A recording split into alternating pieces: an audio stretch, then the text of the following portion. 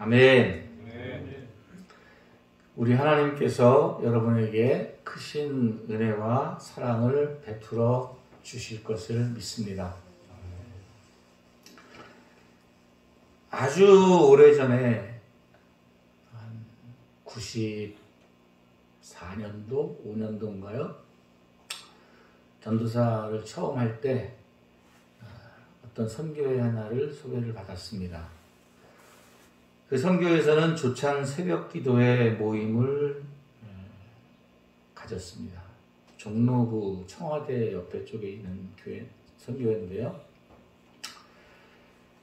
많은 분들이 출근하기 전에 모여 기도회를 하고 또 기도회를 마치고 함께 조찬을 나누고 출근을 하는 모습이 너무나 아름답게 보였습니다.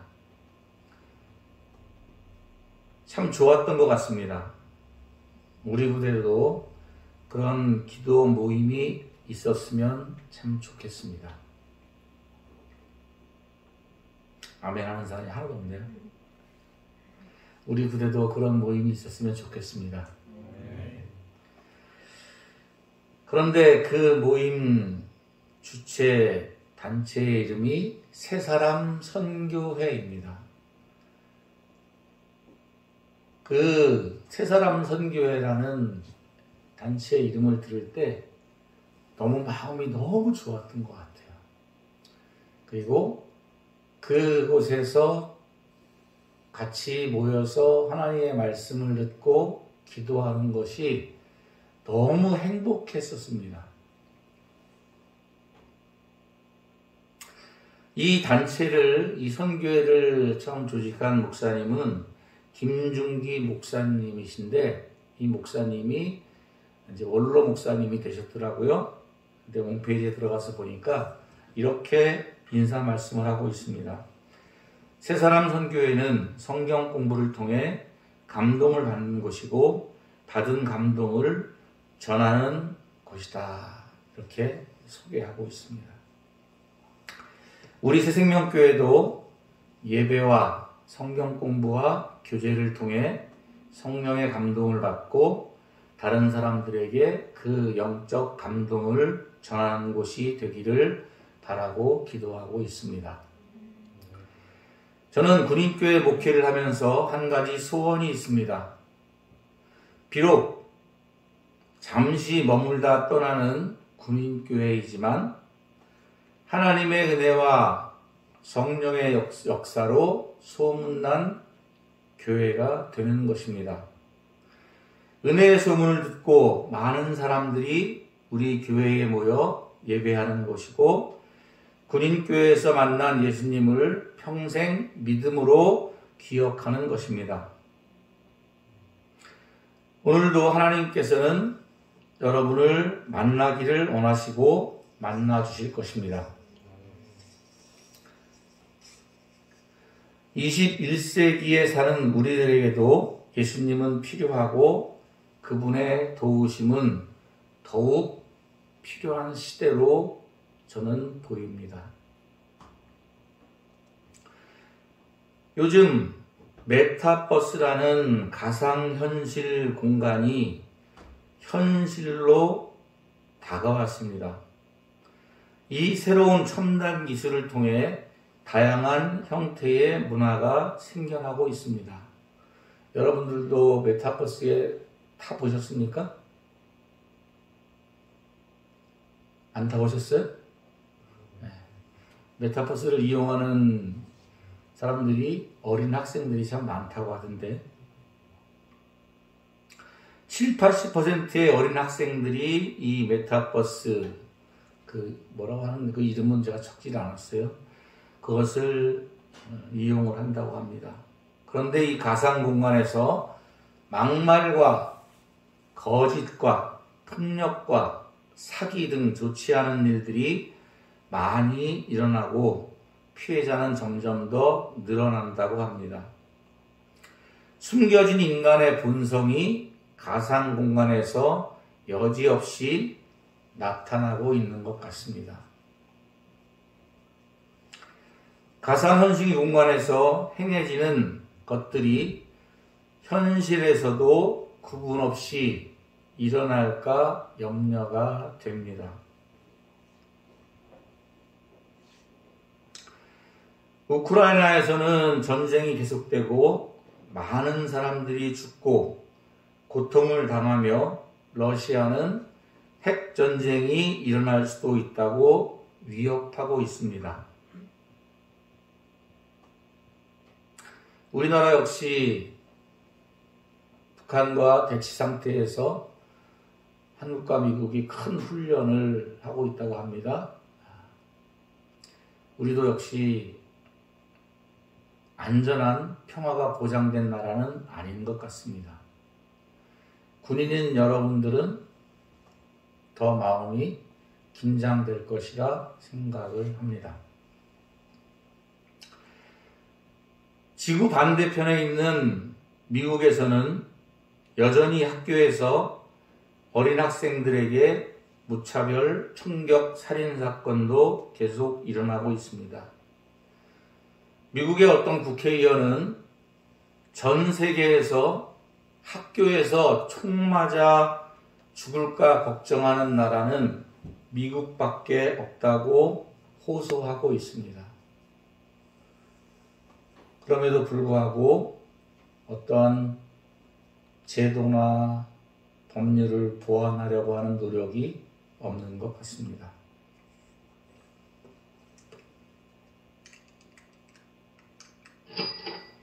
다 같이 한번 읽겠습니다. 시작.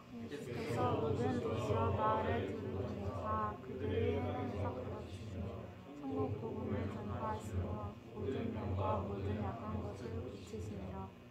우리를 보시고 불쌍히 여기시니 이는 그들이 목자 없는 양과 같이 고생하며 기진합니다. 저는 이 설교 말씀을 준비하면서 여러분들에게 세상은 참 살만한 곳이야. 여러분들이 살아갈 세상은 참 아름답고 좋은 것입니다. 이곳에서 행복하게 사십시오. 이렇게 말을 했으면 좋을 텐데 현실은 그런 것 같지 않았습니다. 그래서 설교 서두에 여러 가지 지금 우리 앞에 일어나는 현실들을 여러분에게 말씀을 드렸던 것입니다. 오늘 성경의 말씀을 보니까 세상을 살아가는 많은 사람들을 주님께서 보시고 불쌍히 여기셨다 이렇게 말씀을 하고 있습니다. 그들이 목자 없는 양과 같이 고생하고 또 기진했다. 아마도 지금 이 현실에서 21세기의 이 모습 살아가는 모든 사람들을 보실 때 주님이 굉장히 마음이 아프실 것 같습니다. 전쟁과 기근과 질병으로 사람들은 고통 속에 아직도 신음하고 있습니다. 코로나에 이어 또 다른 질병도 퍼져가고 있습니다. 이런 세상을 살아가는 우리들을 바라보시는 주님의 마음은 어떠시겠습니까? 여러분들이 읽은 성경에서 세상을 살아가는 그리고 고생하는 백성들을 불쌍히 여기셨다고 말씀하고 있습니다. 애굽에서 바로 왕에게 학대받을 때 이스라엘 백성들이 기도했던 것 같이 그래서 하나님의 보좌에 그 소리가 쌓여 그 기도의 분량을 채웠던 것처럼 사사시대에 이방 민족들에게 고통받을 때 하나님께 기도했던 것처럼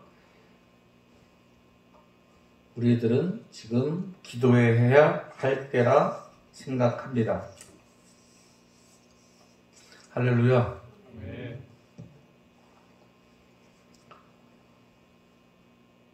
설교 준비를 하면서 마음에 가책을 많이 받았습니다. 여러분에게 기도를 해야 될 때가 아닌가? 기도합시다.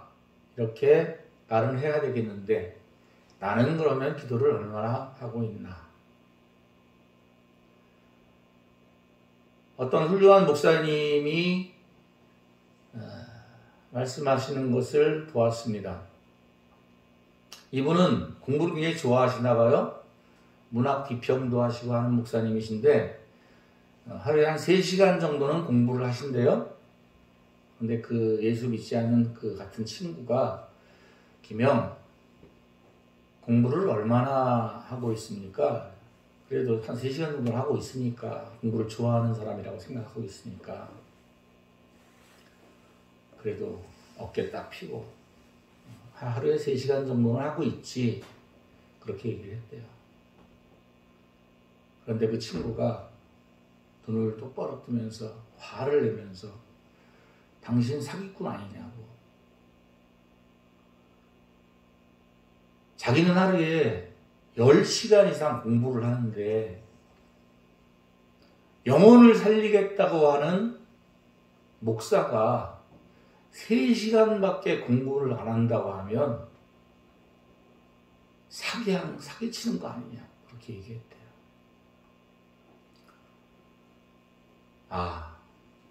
목사로서 참 부끄럽다 하는 생각이 들었습니다. 저도 이제 나이가 이제 60이 넘어가고 있습니다.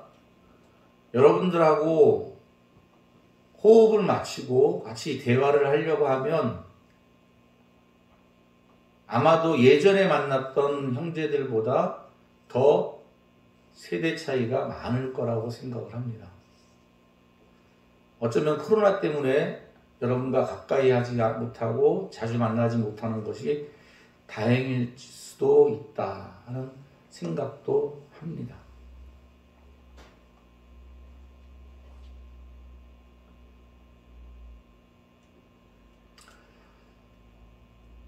여러분들에게 목사로서 어떻게 해야, 어떤 것을 전해야 여러분들의 영혼을 위한 것인가? 그렇다고 지금부터 다시 열심히 공부를 해가지고 지식적인 것을 가르쳐 줄까? 아니면 뭐 다양한 여러분들이 좋아할 만한 그런 컨텐츠, 또 세상의 멋진 것들을 어떻게든지 동원을 해가지고 여러분이 그것들을 즐길 수 있도록 그렇게 할 수 있을까? 이런 방법 저런 방법을 많이 생각을 해봤는데 내가 할 수 있는 것들은 아무것도 없습니다.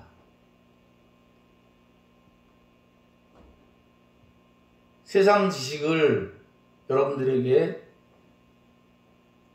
전할 수도 없는 것이고 또 세상 것들을 여기서 교회에서 아무리 준비한다고 해도 여러분들이 접하고 있는 그 세상의 문화와 여러 가지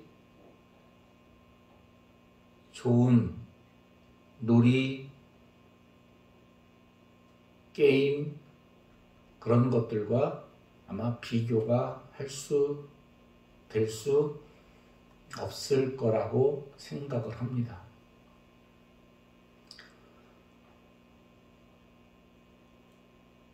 복음성가를 들어보고 팝송을 들어보고 또 요즘에 노래하는 가수들의 노래를 들어보고 종류대로 다 들어봤습니다. 어떤 것이 좋은가? 목사니까 당연히 복음성가가 좋다고 얘기를 해야 되겠지만 사실 마음속엔 그렇지 않았습니다. 왜? 음악적인 기준으로 가수의 가창력과 또 그 노래의 여러 가지 사람의 감정을 움직이는 그런 것들을 평가할 때 도저히 비교할 수가 없었어요. 그러면 제가 여러분들에게 해야 할 것은 그런 것에 있지 않구나. 열심히 하나님 앞에 기도해서 하나님께서 주시는 영적 감동을, 하나님의 살아계심을, 하나님의 능력을 여러분에게 전하는 것 이외에는 제가 할 수 있는 것이 없다고 생각을 했습니다. 할렐루야. 우리 새생명교회가 하나님의 은혜로 가득 채워져서 이곳에 모여서 예배하는 자들, 기도하는 자들, 찬양하는 모든 이들이 하나님을 만날 수 있게 되길 바랍니다. 그리고 하나님께서 우리의 마음을 활짝 열어주셔서 하나님의 말씀으로 읽을 때 살아계신 하나님의 말씀이 우리의 심령과 골수를 쪼개고 우리를 새롭게 하는 그런 은혜를 입게 되는 그런 교회가 되기를 함께 기도해 주시기 바랍니다. 할렐루야. 세상의 음악이 아무리 좋다고 하더라도, 그 선율들이 아무리 아름답다고 하더라도, 그 가수의 목소리가 아무리 호소력이 있다고 하더라도 하나님의 은혜에 비할 바 있겠습니까? 살아계신 우리 하나님의 은혜가 넘치는, 또 그런 은혜가 넘치는 그런 교회가 될 수 있도록 저도 여러분도 하나님의 은혜에 나아갈 수 있기를 주님의 이름으로 축복합니다.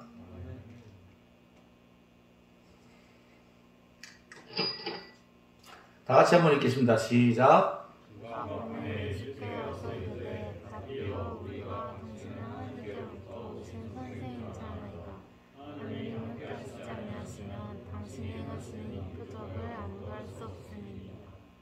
할렐루야. 하나님께서는 아담 이후로 이 세상에서 정말 힘들고 어렵게 고통과 신음 가운데에 유리하며 방황하며 고생하는 인간들을 그냥 내버려 두지 아니하시고 예수님을 이 땅에 보내셨습니다. 그런데 그 예수님을 알아본 사람들은 몇 명 되지 않습니다. 하나님의 말씀을 많이 알고 있는 율법사들도, 또 하나님 앞에 제사를 드리는 제사장들도, 또 성전에서 하나님의 일을 감당하는 서기관들도 예수님을 알지 못했습니다. 그런데 여러분들이 읽은 저 말씀에 보니까 니고데모라는 사람은 관원인데 사내들인 공회원입니다. 예수님을 찾아왔어요. 그러면서 이렇게 얘기합니다. 당신이 하시는 일들을 보니까 하나님께서 보내신 분이 아니면 도저히 할 수 없는 일들을 하시는 것을 봅니다. 그러니 당신은 하나님께서 보내신 분이 맞는 것 같습니다. 할렐루야. 참으로 니고데모는 복받은 사람인 것 같습니다.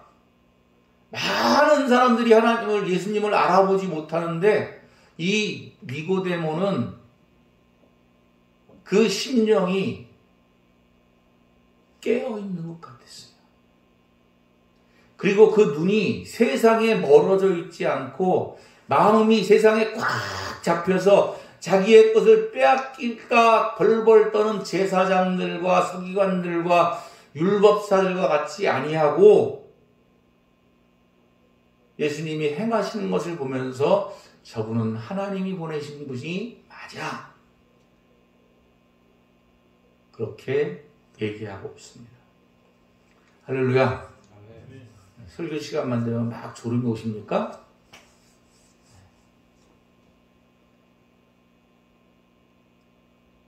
긴장을 하고 오늘 나에게 하나님께서 어떤 말씀을 주시는가, 한 글자도 놓치지 않으려고 하는 그런 사모하는 마음으로 하나님을 바라보고 주님의 입술을 바라본다면 잠이 싹 달아날 겁니다. 할렐루야. 할렐루야.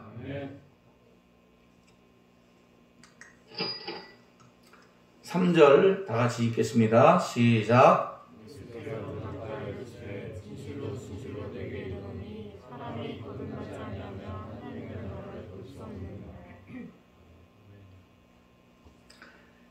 니고데모가 예수님, 당신은 하나님이 보내시는 분이 맞는 것 같습니다.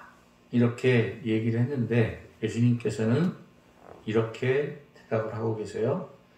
사람이 거듭나지 아니하면 하나님의 나라를 볼 수 없느니라. 할렐루야. 왜 거듭나야지 하나님의 나라를 볼 수 있을까요? 아까 말씀드렸죠.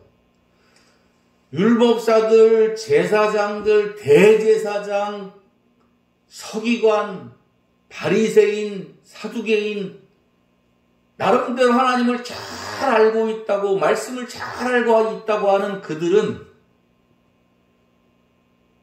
그들 마음속에 세상으로 채워져 있고 죄로 채워져 있어요. 거듭나지 못했기 때문에 하나님을 볼 수가 없었어요. 이 땅에 보내신 하나님의 아들 예수를 볼 수가 없었어요. 할렐루야. 저는 여러분들은 참 복받은 사람이라고 생각합니다. 왜 아멘 안 하세요? 저는 여러분들이 참 복받은 사람이라고 확신합니다. 어제도 설교 준비를 하면서 여러분들과 만나서 예배할 생각을 하고 여러분들을 떠올리는데 너무 마음이 행복했어요. 왜? 여러분들은 복받은 하나님의 자녀니까. 그리고 여러분들을 만날 생각을 하니까 너무너무 좋았습니다.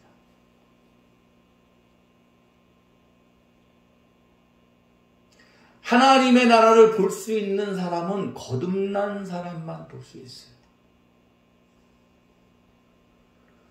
그런데 사람들은 하나님이 살아있지 않다고 이야기를 합니다. 살아있는 하나님을 보여달라고 이야기합니다. 우리들이 보는 하나님, 우리들이 알고 있는 하나님의 사랑, 우리들이 경험하는 하나님의 능력을 그들은 보지도 듣지도 알지도 못합니다. 왜냐하면 그들은 죄와 사망의 권세 아래 놓여 있는 하나님의 나라의 백성이 아니기 때문에 그렇습니다. 거듭난 새 사람이 되면 하나님의 나라를 볼 수 있습니다. 할렐루야. 살아계신 하나님을 만납니다. 세상과 구별된 거룩한 삶을 살아가게 됩니다. 죄를 미워하며 예수님을 사랑하고 그분의 가르침을 따르게 됩니다. 이 세상의 소망은 오직 예수 그리스도밖에 없습니다. 이 대목에서 화면이 크게 나올 줄 알았는데. 저도 여러분도 이 세상 모든 이들의 살 길은 오직 예수님밖에 없습니다. 믿습니까? 서두에 말씀드린 암울한 현실, 도저히 이 세상이 아름답다고 이야기할 수 없는 너무나 힘든 그런 세상. 이제는 가상현실에서조차 범죄하고 사기를 치고 돈을 빼앗고 가진 못된 폭력을 저지르는 이러한 세대. 그런데 그들이 인생에 쩌들은 세상에 나이 좀 먹은 그런 사람들이 아니라 어린 학생들이라는 겁니다. 앞으로 이 세상은 어떠한 모습으로 살게 될까?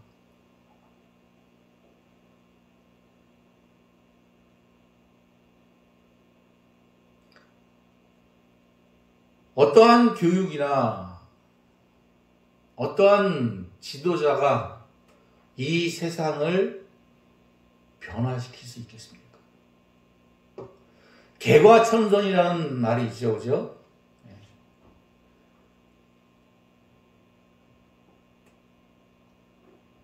옛날 이야기를 보게 되면 못된 사람이 어떤 계기를 통해서 개과천선했다.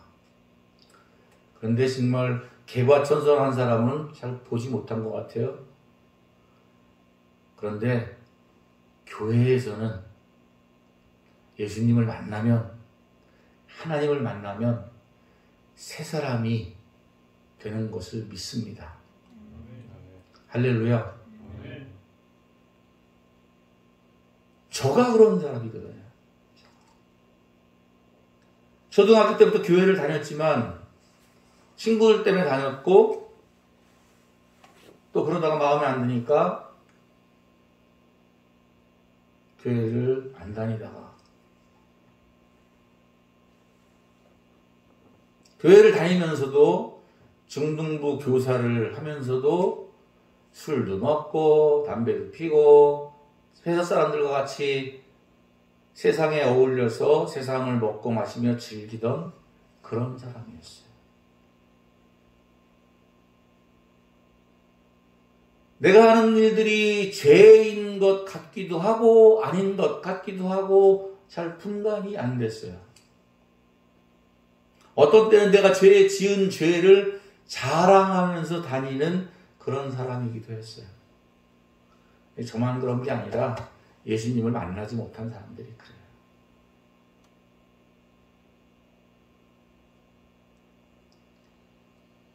반주하는 우리 딸이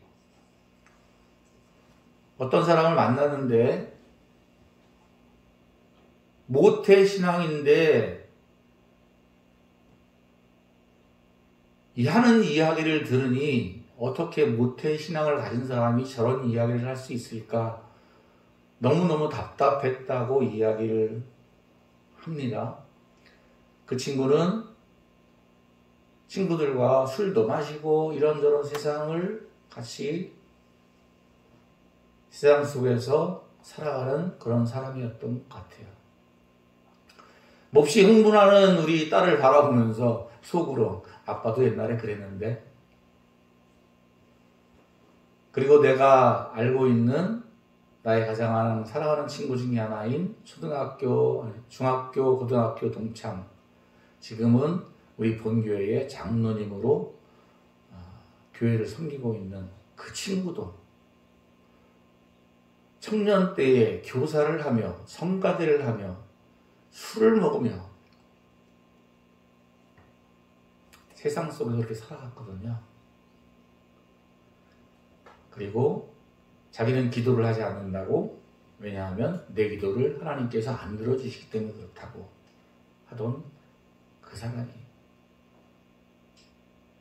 하나님을 만나고 새 사람이 되니 세상 것을 버리고 거룩한 삶을 살아가는 하나님의 자녀가 되었습니다. 할렐루야.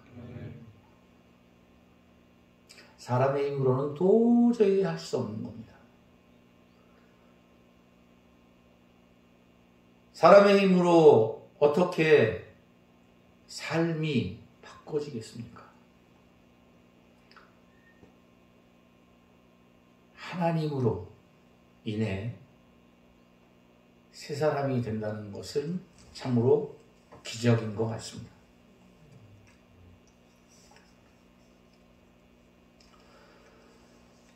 이러한 암울한 세상을 살아가는 우리들에게 소망은 예수님밖에 없다고 했는데,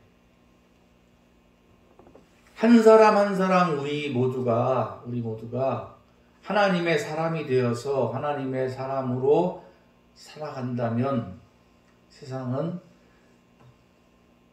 바뀌게 될 것을 믿습니다. 할렐루야. 우리 657 용사들 많이 오셨는데 여러분 한 사람의 말과 행동과 삶의 영향력이 657 대대가 하나님의 나라가 임하는 하나님의 나라가 될 것이라 믿습니다. 그것을 위해서 예수 그리스도의 남은 고난을, 남으신 십자가를 달게 지고 가시기를 주님의 이름으로 축복합니다. 그리고 898대도 역시 마찬가지로.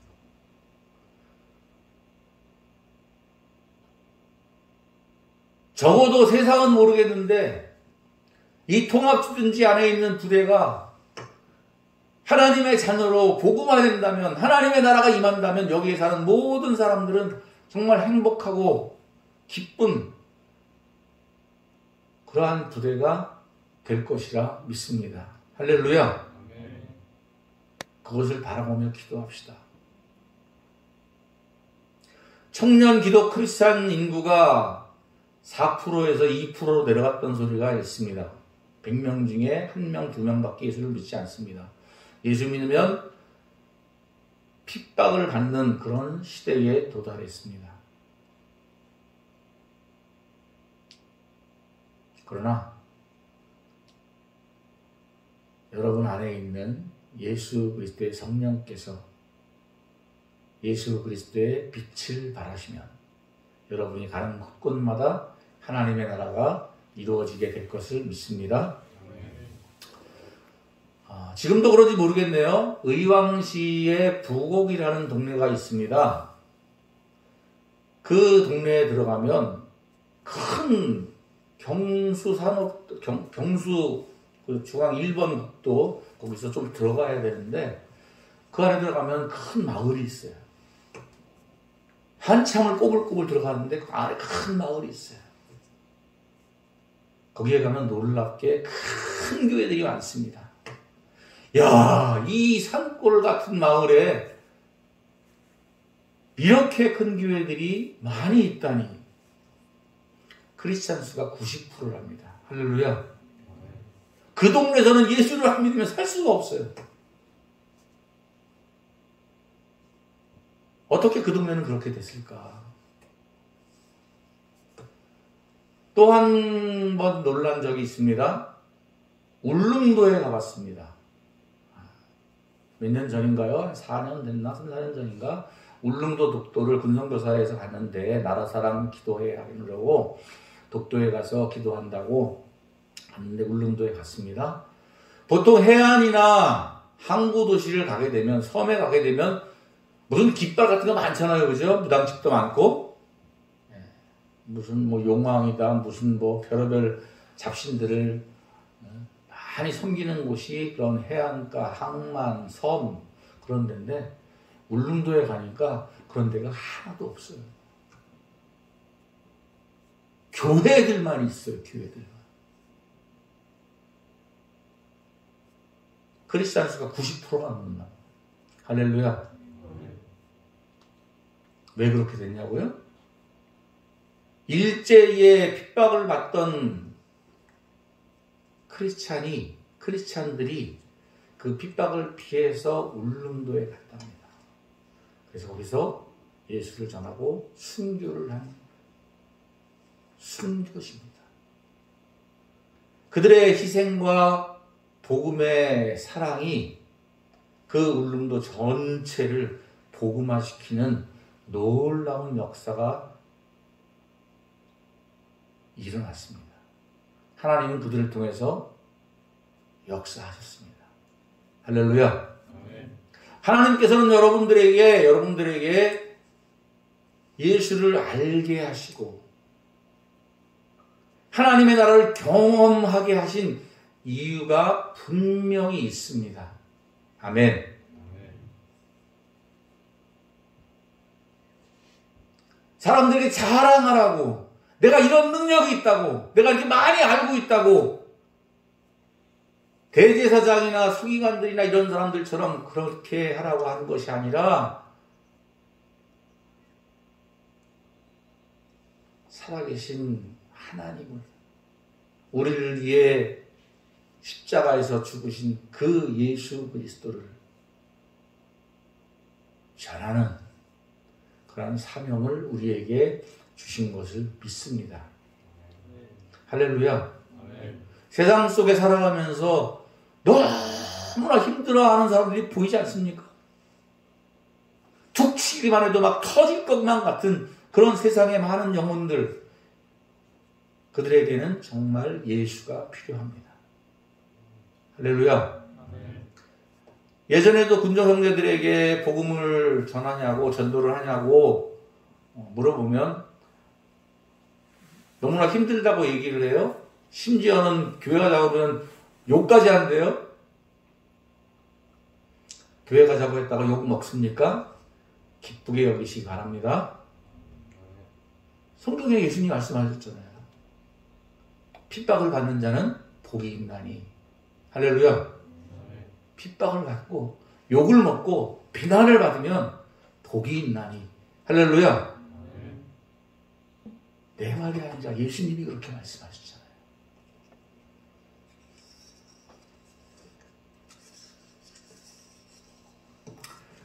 그러면 새 사람이 돼야 거듭나게 되고 거듭나야 하나님의 나라를 볼 수 있다고 말씀을 하셨는데, 거듭나는 방법을 아십니까? 다 같이 읽겠습니다. 시작.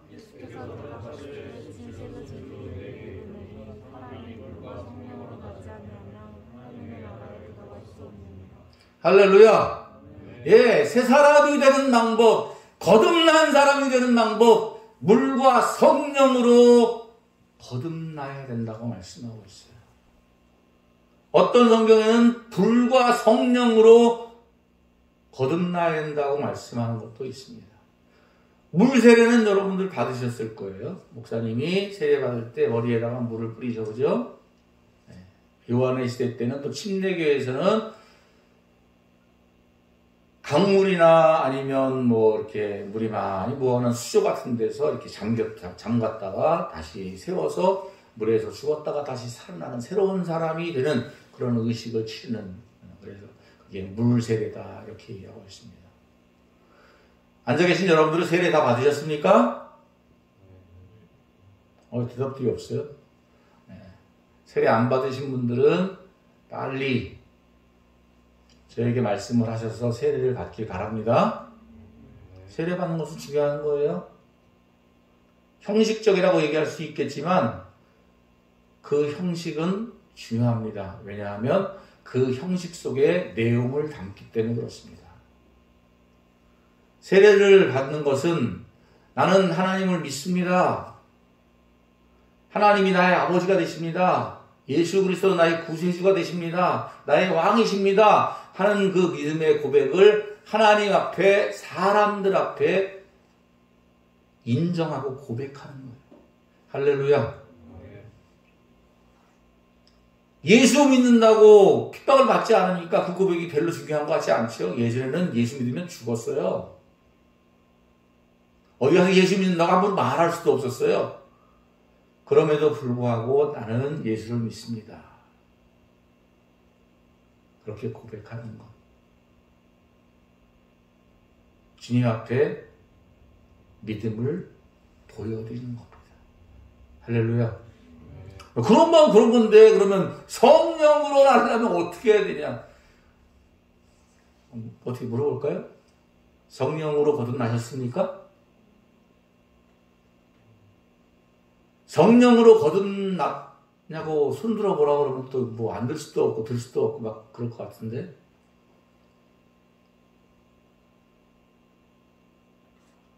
성령으로 나는 방법을 알고 계십니까? 오늘 여러분들이 읽은 성경 말씀, 어떻게 보면 가장 쉬운 말이에요. 거듭나야 된다. 그런데 실질적으로 이 성경 말씀을 알고 그 말씀을 이해가 정말 되는 그런 크리스찬이라면 이 사람은 대단한 영적 경험을 하는 사람이에요.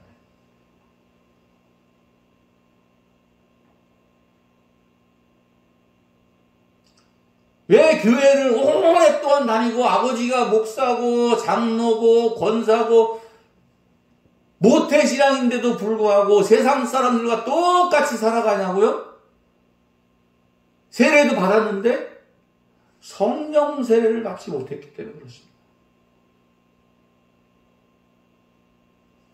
저는 세례를 2번 받았어요. 예전에 어렸을 때 세례 받았는데 나중에 예수를 만나고 다시 보니까 그때 세례 받을 때 이렇게 성령을 받지 못한 것 같아.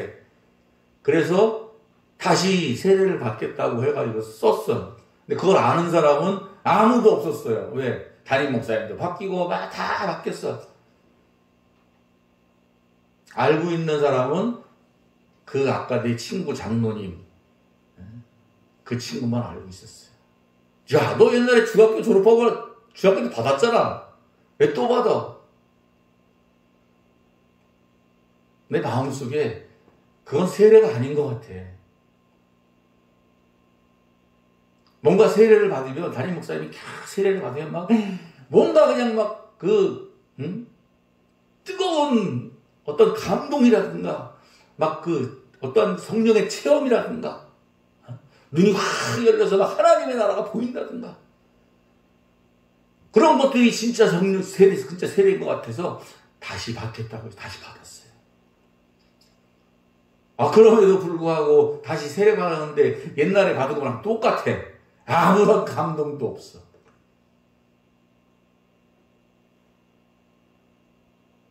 그럼 성령 세례 못 받은 건가요? 사랑하는 성도 용사 여러분, 성령으로 거듭나셨습니까? 왜 대답을 안 하십니까?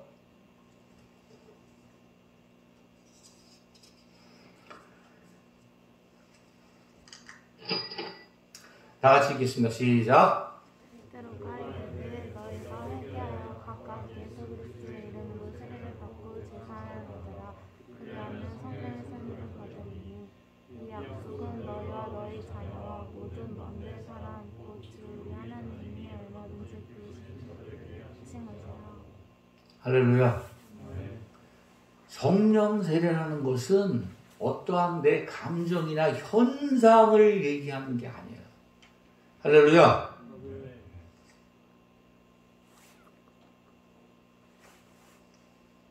회개하고. 따라합시다. 회개하고. 내가 하나님 앞에 죄인인 것을, 하나님을 사랑하지 못하고 죄를 먹고 마신 것을, 죄를 즐겼던 것을, 거룩한 삶을 살지 못했던 것을, 하나님을 잘 알지 못한 것을 회개하고, 하나님의 뜻을 따르지 않은 삶을 사는 것들을 회개하고 세례를 받으면 주님께서 우리의 죄를 용서해 주십니다. 할렐루야. 주님의 십자가를 믿습니다. 내 죄를 용서해 주시옵소서. 진심으로 자기 죄를 주님 앞에 고백하면 주님이 그 죄를 용서해 주십니다. 아멘. 그러면 성령을 선물로 받으리니. 할렐루야. 여러분, 정말 예수님 앞에 여러분들의 죄를 고백했습니까? 그리고 세례를 받으셨습니까? 그러면 하나님께서 성령을 선물로 주셨습니다. 할렐루야. 그래서 성령을 받고 나니 하나님 앞에 예배 자리에 나오게 되는 거예요. 하나님의 말씀이 믿어지게 되는 거예요. 하나님을 사랑하고 세상의 음악 듣는 것도 좋지만 복음성가를 부를 때, 찬송가를 부를 때 마음에 뜨거움이 있고 하나님의 말씀을 볼 때 그 말씀이 살아계신 하나님의 음성으로 들려지게 되는 거예요. 내가 만난 하나님을 나가서 전하게 되는 거예요. 할렐루야.